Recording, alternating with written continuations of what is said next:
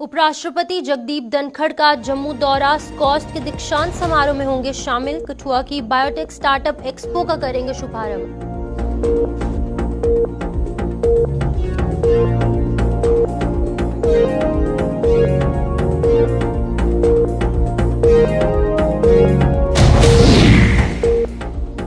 JP Nadda 7 जनवरी को करेंगे जम्मू का दौरा। पार्टी कोर ग्रुप के साथ जेपी नड्डा की बैठक, लोकसभा चुनाव की तैयारियों को लेकर करेंगे चर्चा।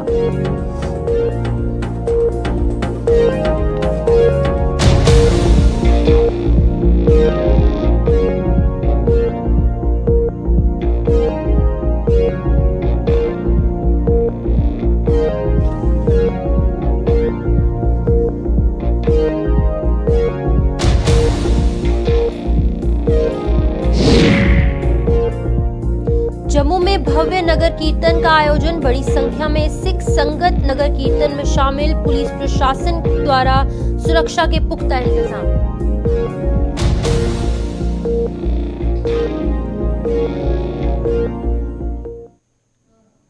नमस्कार, जम्मू कश्मीर के इस खास बुलेटिन में आपका स्वागत है। मैं हूं आपके साथ शिपवन शर्मा। तो चलिए शुरुआत करते हैं बुलेटिन की।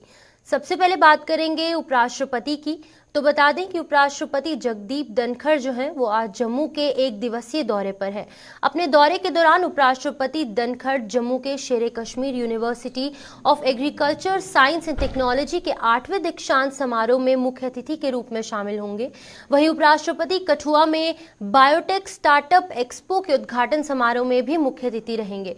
बता दें कि इसी खबर पर हम ज्यादा जानकारी जरूर लेंगे, लेकिन आपको बताते चले कि जहां पर उपराष्ट्रपति की बात है तो उपराष्ट्रपति जगदीप धनखड़ जो है वो आज एक दिवसीय दौरे पर रहेंगे जम्मू कश्मीर के, और इसी दौरान वो यहाँ पर दीक्षांत समारोह में जो है वो मुख्य अतिथि के रूप में शिरकत करेंगे। बता दें कि शेरे Kashmir university of agriculture science and technology के 8वें दीक्षांत समारोह में मुख्य अतिथि के रूप में शामिल होंगे। वहीं कठुआ की बायोटेक स्टार्टअप एक्सपो का भी वो शुभारंभ करेंगे।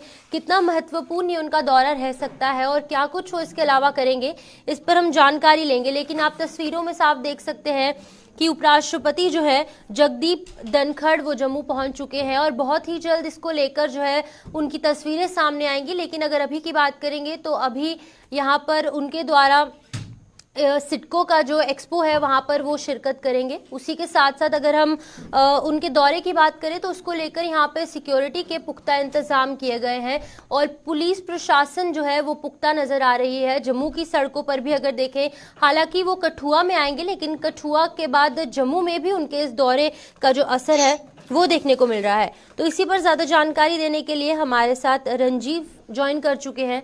रंजीव जी, बताइएगा जिस तरीके से यहाँ पर उपराष्ट्रपति जो है वो कठुआ के दौरे पर है, क्या कुछ करेंगे खास वो इस दौरान अपने दौरे के दौरान? बिल्कुल जिस तरह से आपको पता है कि कठुआ जिला के अंदर जो पार्टी का इंडस्ट्रियल एरिया है, सीका ऑफ इंडस्ट्रियल एरिया, वहां पर उत्तर भारत का सबसे बड़ा इंडस्ट्रियल बायोटेक पार्क जो है वो बनकर तैयार हो चुका है। और उस इंडस्ट्रियल बायोटेक पार्क का उद्घाटन करने के लिए और वहां पर जो छात्र वहां पर प्रशिक्षण प्राप्त कर रहे हैं उनके साथ इंटरेक्शन करने के लिए उपराष्ट्रपति, देश के उपराष्ट्रपति धनखड़ जी जो जगदीश धनखड़ हैं वो कल यहाँ पर आएंगे और उसको लेकर वहां पर तैयारियां जोरों पर हैं और लगातार वहां पर साफ सफाई का और पंडाल बनाने का काम जो है वो लगातार जारी है। रंग सफाई भी वहां पर जारी है। इसके चलते मैं बताऊं कि ये जो इंडस्ट्रियल बायोटेक पार्क है घाटी जो कठुआ के अंदर है, ये उत्तर भारत का पहला बायोटेक पार्क है। यहाँ पर स्टार्टअप को लेकर काफी संभावनाएं हैं। आत्मनिर्भर भारत को लेकर ये एक मील का पत्थर साबित होने वाला है, क्योंकि करीब 44 करोड़ की लागत से ये बनने वाला इंडस्ट्रियल बायोटेक पार्क अपने आप में इस इलाके के लिए एक मील का पत्थर साबित होने वाला है। क्योंकि यहाँ पर जम्मू कश्मीर के अलावा पंजाब, हिमाचल और हरियाणा तक के जो छात्र हैं वो एग्रीकल्चर रिफॉर्म हो चाहे इंडस्ट्रियल रिफॉर्म हो, उसको लेकर यहाँ पर प्रशिक्षण प्राप्त करेंगे और वहां से के बाद जो जितने भी स्टार्टअप हैं उसको लेकर भी यहाँ पर बकायदा एक खास किस्म का प्रशिक्षण जो है वो दिया जा रहा है, जिससे आने वाले सालों में जो इस इलाके के खासकर उद्यमी जितने भी छात्र यहाँ पर शिक्षा प्राप्त करेंगे वह लोग अपना बेस्ट देने के लिए जा रहे हैं। और इस पार्क के बनने के बाद लोगों में, खासकर कठुआ इलाके की बात करूं तो यहाँ पर लोगों में काफी खुशी की लहर है। और उपराष्ट्रपति द्वारा इस इंडस्ट्रियल पार्क का उद्घाटन करना और यहाँ पर जो जितने भी छात्र हैं जिनका यहाँ पे एडमिशन हुआ है उनके साथ इंटरेक्शन करना एक अपने आप एक बड़ी मिसाल है। और लोगों को, खासकर जो बेरोजगारी से जूझ रहे हैं छात्र हैं, उनके लिए ये बायोटेक पार्क एक मिसाल। मैं चाहूंगी किस तरीके की सिक्योरिटी के इंतजाम कठुआ की सड़कों पर देखने को मिल रहे हैं?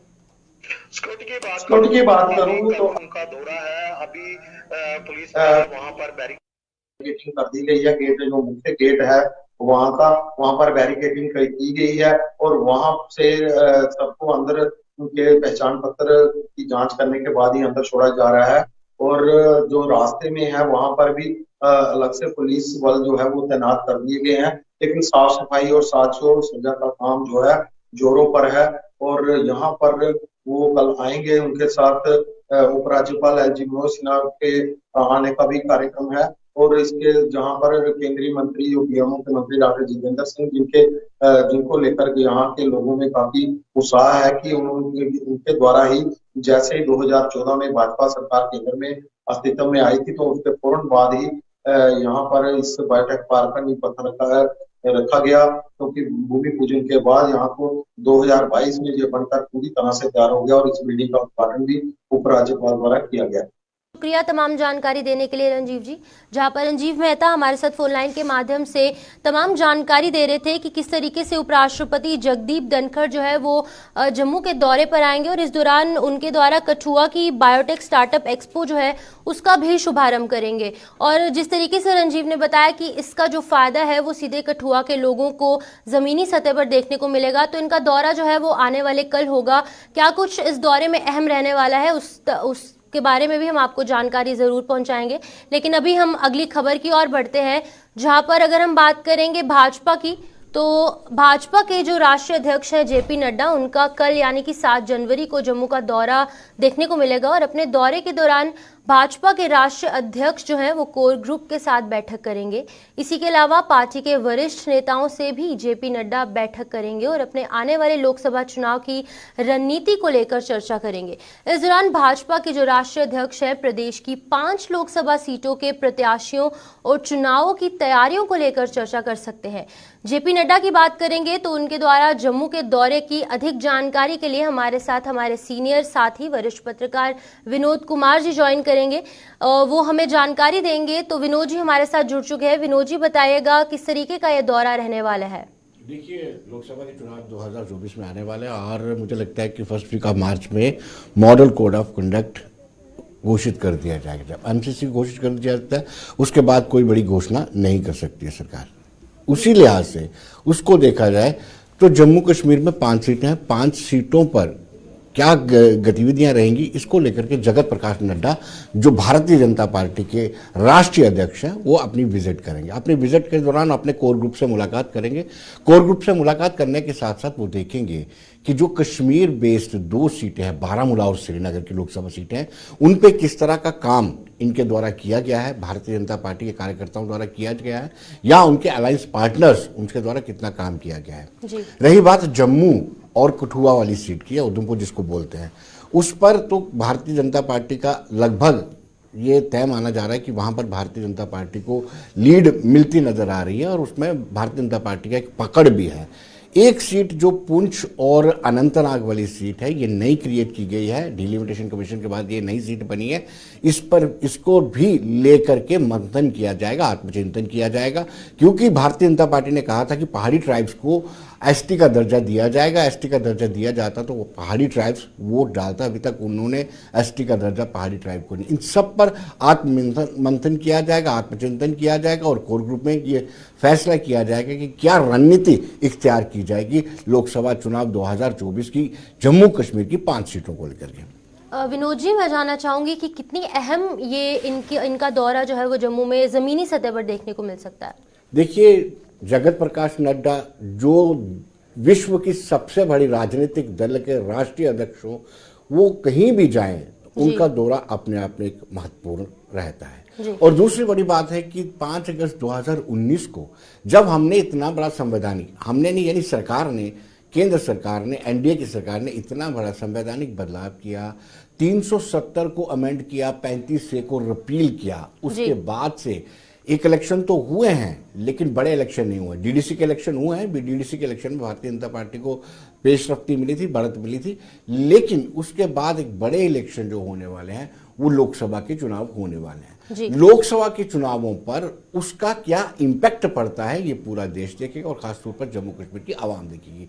इसलिए जगत प्रकाश नड्डा, जेपी नड्डा का दौरा इसलिए भी महत्वपूर्ण माना जा रहा है कि लोकसभा के नतीजे, जो लोकसभा के नतीजे आएंगे जम्मू कश्मीर की 5 सीटों पे, उस पर क्या इंपैक्ट 5 अगस्त 2019 का पड़ेगा। इसलिए भारतीय जनता पार्टी और खासतौर पर राष्ट्रीय अध्यक्ष जेपी नड्डा कोई कसर नहीं छोड़ना चाहते। वो चाहते हैं कि 5 की 5 सीटों में भारतीय जनता पार्टी बेहतर प्रदर्शन करे। जी विनोद जी, आखिरी सवाल मेरा रहेगा, जिस तरीके से आपने 370 का जिक्र किया, तो 370 के बाद जिस तरीके से आपने बताया कि 2024 के लोकसभा के चुनाव जो है वो सबसे अहम, सबसे बड़े चुनाव रहने वाले हैं, तो आपको क्या लगता है कि ज़मीनी सतह पर किस तरीके से यहाँ पर जो है वो इलेक्शंस को लेकर निकल कर आएगा? क्या आपको लगता है भाजपा जो है वो बहुमत से जीतेगी या फिर ऑपोजिशन पार्टीज जो है वो निकल कर सामने आ सकती है? देखिए, अभी ये कुछ कह पाना मुश्किल नहीं होगा और यही एक कारण है कि भारतीय जनता पार्टी प्रत्येक सीट पर अपना पूरे एफर्ट्स लगा रही है। और कल ही भारतीय जनता पार्टी ने अपने स्लोगन में नया स्लोगन, दिल्ली में नया स्लोगन दिया है कि लगातार तीसरी बार, यानी प्रधानमंत्री नरेंद्र मोदी लगातार तीसरी बार बनेंगे। और साथ साथ सब स्लोगन उन्होंने दिया है कि 400 से पार, लगातार तीसरी बार मोदी सरकार और 400 से पार, यानी 400 प्लस सीट्स का उन्होंने वादा किया है। और दूसरी ओर अगर जम्मू कठुआ की बात करें, ये सीटों पर भारतीय जनता पार्टी का पकड़ है। और अगर हम पुंछ और अनंतनाग की बात करें, वहाँ पर ये इनको जोर लगाना पड़ेगा। बारामूला और श्रीनगर में हालांकि कोशिश इन्होंने की है लेकिन वहां पे मुझे कुछ नजर नहीं आता, लेकिन रिजल्ट जो होते हैं, नतीजे जो है वो बताएंगे कि क्या कुछ निकल के बाहर आएगा। जी, बहुत बहुत शुक्रिया तमाम जानकारी देने के लिए विनोद जी। जहां पर हमारे वरिष्ठ पत्रकार विनोद जी हमारे साथ जानकारी साझा कर रहे थे कि बहुत ही जल्द भाजपा के जो राष्ट्रीय अध्यक्ष हैं जेपी नड्डा, उनका दौरा जम्मू में होने वाला है, यानी कि 7 जनवरी की ये तारीख बताई जा रही है जब जेपी नड्डा जो है यहाँ कोर ग्रुप के साथ मीटिंग करेंगे जम्मू की। और लोकसभा जो चुनाव 2024 में होने वाले हैं, बहुत ही जल्द लोकसभा के जो चुनाव होने वाले हैं, उसको लेकर किस तरीके से रणनीति बनाई जाएगी वो जेपी नड्डा की विजिट के बाद देखने को मिल सकता है। लेकिन अभी की अपडेट यही निकलकर सामने आ रही है कि 7 जनवरी को जेपी नड्डा, जो कि भाजपा के राष्ट्रीय अध्यक्ष हैं, उनकी यहां पर विजिट देखने को मिलेगी।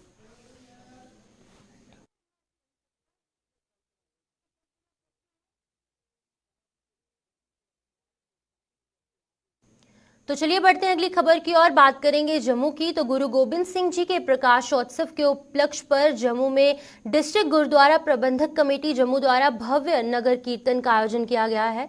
बता दें कि नगर कीर्तन की शुरुआत चांद नगर गुरुद्वारे से की गई, जो कि Vivekananda Chowk, Gummat crossing, JP Chowk, Dogra Chowk, Vikram Chowk, green belt park, Gandhinagar, Shivaji Chowk, Khalsa Chowk से होते हुए गुरुद्वारा श्री गुरु सिंह सभा गुरु नानक नगर की ओर बढ़ा। बता दें कि इस दौरान गतका, गुरबानी के साथ साथ अन्य धार्मिक आयोजन किए जा रहे हैं। बताते चले कि विभिन्न स्कूलों के बच्चे शामिल होकर गुरु के उपदेशों का संदेश देते हुए दिखे। जगह जगह पर नगर कीर्तन का भव्य स्वागत हो रहा है। नगर कीर्तन को लेकर प्रशासन की ओर से सुरक्षा के पुख्ता इंतजाम भी देखने को मिल रहे हैं।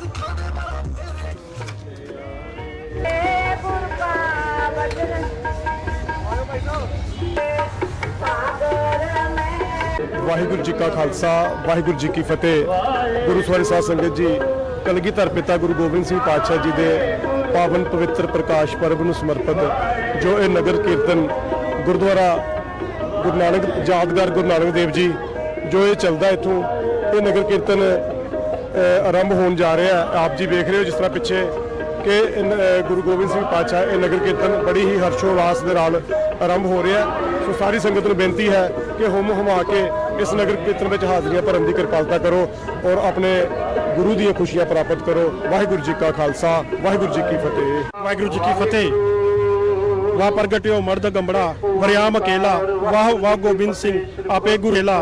उस महान गुरु दशमेश पिता धन धन श्री गुरु गोबिंद सिंह जी का प्रकाश पुरब ਜਿਹੜਾ मूल नानक शाही कैलेंडर के मुताबिक 5 जनवरी 2024 ਨੂੰ ਮਨਾਇਆ ਜਾ ਰਿਹਾ ਹੈ। ਉਸੇ ਸੰਬੰਧ ਵਿੱਚ ਇੱਕ ਵਿਸ਼ੇਸ਼ ਜਿਹੜਾ ਨਗਰ ਕੀਰਤਨ ਹੈ ਇੱਥੇ ਦੀ ਗੁਰਦੁਆਰਾ ਪ੍ਰਬੰਧਕ ਕਮੇਟੀ ਦੁਆਰਾ ਨਿਕਾਲਿਆ ਜਾ ਰਿਹਾ ਹੈ। ਮੇਰੀ ਸੰਗਤਾਂ ਨੂੰ ਗੁਰੂ ਮਹਾਰਾਜ ਦੇ ਪ੍ਰਕਾਸ਼ ਪੁਰਬ ਦੀ ਬਹੁਤ-ਬਹੁਤ ਵਧਾਈ ਹੈ। ਨਾਲ ਬੇਨਤੀ ਹੈ ਕਿ ਇਸ ਨਗਰ ਕੀਰਤਨ ਦਾ ਹਿੱਸਾ ਬਣ ਕੇ ਗੁਰੂ ਮਹਾਰਾਜ ਦੀਆਂ ਖੁਸ਼ੀਆਂ ਪ੍ਰਾਪਤ ਕਰੋ। ਵਾਹਿਗੁਰੂ ਜੀ ਕਾ ਖਾਲਸਾ ਵਾਹਿਗੁਰੂ जी की फतेह। जम्मू कश्मीर शिक्षा बोर्ड की तर्ज पर अब जम्मू कश्मीर में मदरसा बोर्ड बनेगा। काफी अहम जानकारी आप तक साझा कर रहे हैं, जहां पर बता दें कि इसके लिए 4 सदस्यीय कमेटी गठित भी की गई है और ये समिति जो है वो 10 जनवरी तक अपनी रिपोर्ट सरकार को सौंपेगी। काफी अहम फैसला जो है वो निकलकर सामने आ सकता है, जहां पर आपको बताते चले कि जम्मू कश्मीर शिक्षा बोर्ड जो है, Jammu Kashmir school of board association जो है, उसकी तर्ज पर अब जम्मू कश्मीर में मदरसा बोर्ड भी बन सकता है। अभी इस पर मोहर नहीं लगी है, लेकिन इसकी रिपोर्ट जो है वो 10 जनवरी को सौंपी जाएगी सरकार द्वारा। तो इसी को लेकर क्या कुछ निकलकर सामने आएगा वो देखने वाली बात होगी। लेकिन इस पूरी खबर पर ज्यादा जानकारी देने के लिए हमारे सीनियर साथी सनम जी ज्वाइन कर चुके हैं। सनम जी बताइएगा क्या कुछ जानकारी है आपके पास इसको लेकर, जहां पर जम्मू कश्मीर शिक्षा बोर्ड की तर्ज पर अब मदरसा बोर्ड भी बन सकता है। बिल्कुल, जम्मू कश्मीर की सरकार ने जम्मू कश्मीर की मदरसा बोर्ड बनाने का यहाँ पर फैसला किया और एक कमेटी बनाई गई है और इस कमेटी में शिक्षा के साथ जुड़े जो लोग हैं उनको इनके मेंबर रखा गया है। और ये जो लोग हैं ये बाकायदा तौर पे जो श्रीनगर का डायरेक्टरेट ऑफिस है जो इसका एजुकेशन का, वहाँ पे बाकायदा तौर पे एक मीटिंग का सिलसिला रखेंगे और ये इस महीने की 10 तारीख तक अपनी रिपोर्ट देंगे। और इस रिपोर्ट में बोर्ड जो है वो किस तरह का, उसमें यही होगा कि ये जो हमारे जो मदरसे हैं उन मदरसों में किस तरह की शिक्षा होनी चाहिए, किस तरह की तरह एक तरह से एक सरकार का जो कंट्रोल अब तक नहीं था उस कंट्रोल को इनमें सरकार के कंट्रोल में लाया जाएगा। एक गाइडलाइन तय की जाएगी। गाइडलाइन के साथ साथ जो अभी तक एक्सपर्ट्स बता रहे हैं कि एक जिसे हम कह सकते हैं करिकुलम वो इसमें उन्हें दिया जाएगा। और ये जो इसके बोर्ड के मेंबरान है ये एक ड्राफ्ट बनाएंगे और वो ड्राफ्ट जो है वो जम्मू कश्मीर की सरकार को प्रपोजल दिया जाएगा। और जम्मू कश्मीर की सरकार उस ड्राफ्ट को देखने के बाद, उस ड्राफ्ट को वर्कआउट करने के बाद क्या कोई बोर्ड के हवाले से कोई करिकुलम अभी जारी करेगी या नहीं, ये अभी देखने वाली बात होगी। लेकिन माना ये जा रहा है कि एक कमेटी बिठाई गई है, ये अब तक ग्राउंड का जो वर्कआउट करेगी, ग्राउंड प्रपोजल देगी, उसके बाद एक और कमेटी भी बिठाई जाएगी जो उस ग्राउंड प्रपोजल को देखने के बाद उसमें कहीं कोई तब्दीली करनी हो, कहीं कुछ ऐड करना होगा, सबस्ट्रक्चर करना होगा, वो करेगी। और उसके बाद फाइनल प्रपोजल जो है जम्मू कश्मीर में मदरसों के हवाले से, जहाँ मदरसों में बड़ी संख्या में जो बच्चे हैं वो पढ़ते हैं, जो धार्मिक तालीम होती है, खासतौर पर मदरसों में इस्लामिक तालीम दी जाती है, तो उस पर एक तरह से मदरसों का जो चेक एंड बैलेंस है वो रखने के लिए ये बोर्ड जो है वो तश्कील दिया जा रहा है। जी सनम जी, मैं जानना चाहूंगी कि कितना अहम ये मदरसा बोर्ड बनना है, क्योंकि कई तरीके के आरोप भी कुछ मदरसों पर, कुछ ऑर्गेनाइजेशंस पर लगाए जाते हैं। तो ऑल इन ऑल अगर हम देखें ग्राउंड लेवल पर कितना इंपॉर्टेंट ये रह सकता है मदरसा बोर्ड बनना? देखिए, मदरसा बोर्ड पे मदरसों पे आरोप बहुत से लगते रहे हैं और ये आरोप जो है वो खास तौर पे जो लेफ्ट विंग के लोग रहते हैं या उनका अपोजिट में रहते हैं और कुछ लोग जो है यहाँ मुसलमानों में भी इसको मजहब के साथ जोड़ते हुए देख रहे थे और वहां से भी या जो आरोप लगाने वाले भी वो भी कहीं न कहीं इसको मजहबी रंग देते थे। फिर बाद में इसको देश के साथ जोड़ा जा रहा था कि यहाँ पे जो मदरसे हैं, यहाँ पे जो तालीम दी जाती है देश के विरोध में दी जा रही है, ये आरोप लगते रहते थे और अभी तक कहीं पे भी कोई भी आरोप सिद्ध नहीं हो सका है इतने सालों के दौरान। आमतौर पर लोगों का ये भी मानना है, लेकिन साफ जाहिर है मदरसे है, ग्राउंड पे है, तो उनका चेक एंड बैलेंस जरूरी होना चाहिए। तो इसमें ये बोर्ड जो है ये चेक एंड बैलेंस के लिए सरकार की नीति जो है अभी तक यही बताई जा रही है कि चेक एंड बैलेंस देखा जाए, पे कंट्रोल रखा जाए, क्योंकि जो आरोप लग रहे फिर आरोप लगाने वालों को या कुछ तरह से एक दूसरे के बीच में जो डिफरेंसेस पैदा करने की कोशिश की जा रही थी उस पर भी कंट्रोल रह पाएगा। तो है जरूरी है, माना जा सकता है कि अच्छा है इसको अगर मदरसा एक बोर्ड बनेगा वो इसको बाकायदा तौर पर वर्कआउट करेगा। लेकिन यूजुअली हमारे यहाँ एक प्रॉब्लम रहती है, कानून बनते हैं लेकिन वो कानून प्रैक्टिकली अमल नहीं होते। तो इन मदरसों पे भी ये जो बोर्ड बनेगा बाद में इसका भी क्या कुछ हाल होगा, जो बाकी हमारे बहुत बोर्ड बने उनके जैसा होगा या कहीं न कहीं इसका ग्राउंड पे कोई इम्पैक्ट होगा, वो बाद में हम कर सकते हैं, उम्मीद इसमें अच्छी कर सकते हैं। लेकिन ओवरऑल चेक एंड बैलेंस जरूरी हर जगह पे, मदरसों पे भी अगर सरकार चेक रखना चाहती है वैसे वहाँ पे मदरसे में ऐसा कुछ होता नहीं है, टोटली धार्मिक तालीम होती है। एक है वहाँ पे जो आप लोगों को भी वहाँ पे सिर्फ धर्म की तालीम दी जाती है, इस्लाम की तालीम, नॉट किसी दूसरे धर्म की, सिर्फ इस्लाम की तालीम होती है मदरसों में। तो ये जो है उसमें बहुत से लोग ये भी कहते हैं कि वो जो नॉलेज है, इंटरनेशनल नॉलेज है या आज की डेट में बाकी लैंग्वेज है वो भी पढ़ाए जाए, मैथमेटिक्स फिजिक्स वो भी वहाँ पे अगर मदरसे हैं तो पढ़ाए जाए। तो वो एक शायद सरकार उन चीजों को ऐड कर ले तो उसके बाद इन मदरसों पे कहीं न कहीं लोगों का विश्वास भी बना रहेगा। जी, बहुत बहुत शुक्रिया सनम जी तमाम जानकारी देने के लिए। सनम एजाज जो कि हमारे सीनियर साथी है वो हमें अपडेट कर रहे थे कि बहुत ही जल्द यहाँ पे मदरसा बोर्ड बन सकता है। हालांकि इस अभी खबर पर मोहर नहीं लगी है। इसकी जो रिपोर्ट है वो 10 जनवरी तक सरकार को सौंपी जाएगी। क्या कुछ निकलकर सामने आएगा वो हम आपके तक जरूर साझा करेंगे।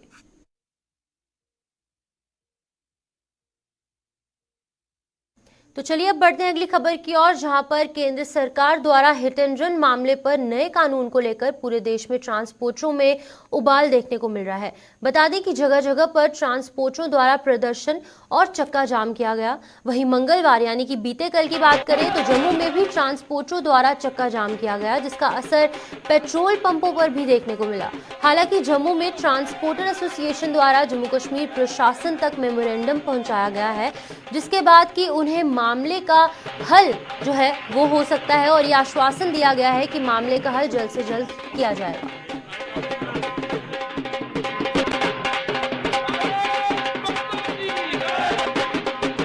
ट्रांसपोर्टर कभी भी नहीं जाता, लेकिन जब हम जाते हैं तो आपने कई बार देखा कि हमारी उसमें मांगे रहती थी, तभी हम रोड पे जाते हैं। इस तरह कोई भी जो गाड़ी मालिक है ये नहीं चाहता कि मैं अपना रोजगार बंद करूं। मगर ये जो काला कानून सरकार ने लाया था, आपने देखा 3-4 दिन से पूरी कंट्रोवर्सी बनी हुई थी। मगर कल जो हमने डिसीजन लिया था, पूरे J&K यूटी की जितनी भी हमारी ट्रांसपोर्ट है वो चक्का जाम पे जब हम चले गए, आपने कल देखा पेट्रोल पंप में जो हालत थी। क्यों कि जो काला कानून लाया था, जो हमारे गाड़ी ऑपरेटर जो ड्राइवर साहबान हैं कि उनको लग रहा था कि अगर हम गाड़ी चलाएंगे तो ये तो हमारे लिए कितना बड़ा इन्होंने ये काला जो कानून लाया, तो किस तरह वो गाड़ी चला सकते हैं। क्योंकि एक 500 रुपया दिहाड़ी लगाने वाला ड्राइवर वो कहां से देगा 7 लाख, और 10 साल का जो इन्होंने सजा का उसमें प्रावधान रखा था। तो ये गाड़ी कल से ही हमारी 3 दिन से गाड़ियां बंद थी। लेकिन जो डिसीजन हमने कल लिया, क्योंकि जब कमर हम तोड़ते हैं सरकार की तो फिर हम जब डिसीजन लेते हैं वो हमने कल हॉट डिसीजन लिया था। क्योंकि 1-2 दिन पहले आपने देखा, एक ही दिन अभी पेट्रोल पंप पे अभी देखा आपने, आज बेशक हमने चक्का खोल दिया है मगर आपको इक्का दुक्का गाड़ियां दिखेंगी। क्योंकि हमारा चार्ज सिस्टम जब बंद होता है तो उसको खुलने में टाइम लगता है। आप देखिए सारी गाड़ियां, अब ये जो ड्राइवर साहिबान हैं जो रात के हैं, बाकी तो गाड़ियां बंद करके घरों में चले गए। आज भी आपको उतनी ट्रांसपोर्ट नहीं मिलेगी। लेकिन जब हम कल पूरी टीम हमारी चेयरमैन हमारे अध्यक्ष सरदार अजीत सिंह जी की अध्यक्षता में जब हम डिपकॉम को हमने मेमोरेंडम दिया, तो वो मेमोरेंडम दिल्ली तक पहुंचा मेल के जरिए। क्योंकि माननीय मनोज सिन्हा जी दिल्ली में थे और वो इस चीज को देख रहे थे। क्यों कि स्टेट जो हमारी है हॉट के सबसे ऊपर जम्मू कश्मीर हिंदुस्तान में सबसे ऊपर है, और जम्मू कश्मीर की आवाज जो है हमेशा पूरे भारत में गूंजती है। उसका नतीजा आप देखिए, ये जो कल लेटर ऑन इन्होंने डिसीजन लिया, हम धन्यवाद करेंगे अगर उस सरकार ने अच्छा काम किया है। जिन लोगों के हमारे ड्राइवर साहिबान के जो चेहरे मुरझाए हुए थे, आज उन पे खुशी लौटी है। और हमने रात को ये लेटर ऑन डिसीजन लिया, मेरी आवाज अगर मेरा ट्रांसपोर्टर भी सुन रहा है तो रात की हमने वो चक्का जो बंद की कॉल थी वो हमने ऑफ कर दी है और आज से गाड़ियां चलना शुरू हो जाएंगी। तो चलिए जम्मू कश्मीर के इस खास बुलेटिन में इतना ही। मुझे दीजिए इजाजत। आप जुड़े रहिए गुलिस्तान न्यूज के साथ।